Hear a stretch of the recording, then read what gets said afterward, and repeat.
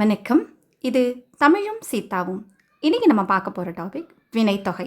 So இந்த வினைத்தொகை அப்படிங்கிறது பார்த்திங்கன்னா 2 சொற்கள் இணைந்து ஒரு சொல்லாக இருக்கும். சரிங்களா? முதல் சொல்ல அது வினை அடிச்சொல் அல்லது வேர்ச்சொல், ரூட் வேர்ட்ஸ்ன்னு சொல்லுவீங்க இல்லையா, அந்த அடிச்சொல் அதாவது வேர்ச்சொல் மாதிரி இருக்கும். அந்த 2வது சொல் எப்படி இருக்குன்னா பெயர்ச்சொல் அப்படின்னு சொல்லுவாங்க. சரிங்களா? அதாவது நவுன் அப்படின்னு சொல்கிறப்ப அந்த பெயர்ச்சொல்லாக இருக்கும். சரிங்களா?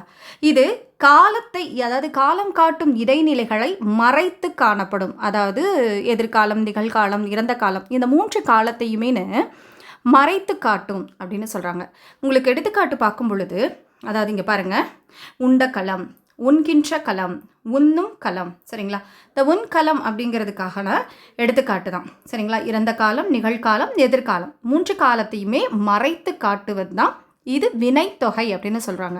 சிம்பிளாக தெரியணும்னா 2 சொற்களில் முதல் சொற்கள் வினை சொற்களாகவும், அதாவது அடிச்சொல் வேர்ச்சொல், 2வது சொற்கள் பெயர் சொல்லாகவும் வரும். சரிங்களா?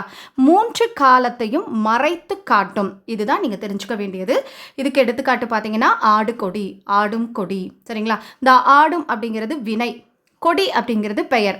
சரிங்களா? அப்போ இயக்கம் உடைய கொடி, இயங்குகின்ற அப்படின்னு சொல்லும் இல்லையா, 3 காலத்தையும் காட்டக்கூடியது. பாய்ப்புலி. சரிங்களா? அதே மாதிரி தான் பாயும் புலி, பாய்கின்ற புலி, பாய்கின்ற புலி. அலைக்கடல், அலைக்கடல், அலைகின்ற கடல், அலையும் கடல்.